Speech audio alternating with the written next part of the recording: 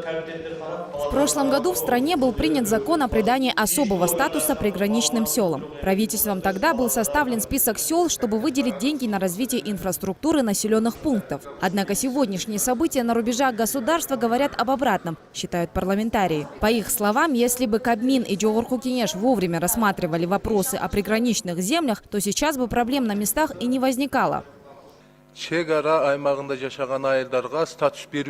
В Баткенской области неспокойная ситуация. Люди боятся. В прошлом году мы приняли закон о придании особого статуса приграничным селам. Правительство составило список этих сел, чтобы выделить для них деньги. Сколько средств выделили на сегодняшний день? Жогорку Кеңеш планировал провести парламентский день по вопросам демаркации и делимитации границ. Но этого так и не произошло. Давайте уже соберемся и решим этот вопрос. Можно даже за закрытыми дверями.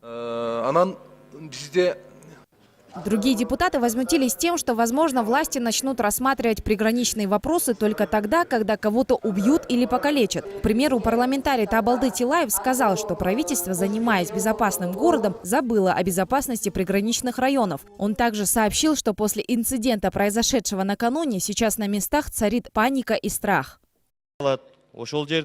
Ситуация на кыргызско-таджикской границе тяжелая, а правительство занято безопасным городом и новыми кодексами, забыв про госбезопасность. В данное время дорога в Лилекский район закрыта, не пропускает даже груз-200. Вот здесь сидят представители правительства. Месяц назад я говорил, что скоро начнутся весенние полевые работы, и там будут подняты вопросы, но никаких действий не предпринято. Не принято никаких действий по линии границы между Кыргызстаном и Таджикистаном.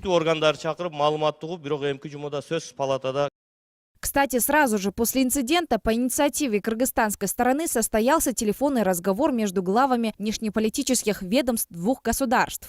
Стороны отметили важность тесного взаимодействия соответствующих органов двух стран во имя сохранения и укрепления добрососедских отношений братских народов. Вопрос по кыргызско-таджикской границе решают представители местного самоуправления, пограничной службы и правоохранительные органы. Стороны сейчас ищут способ примирения.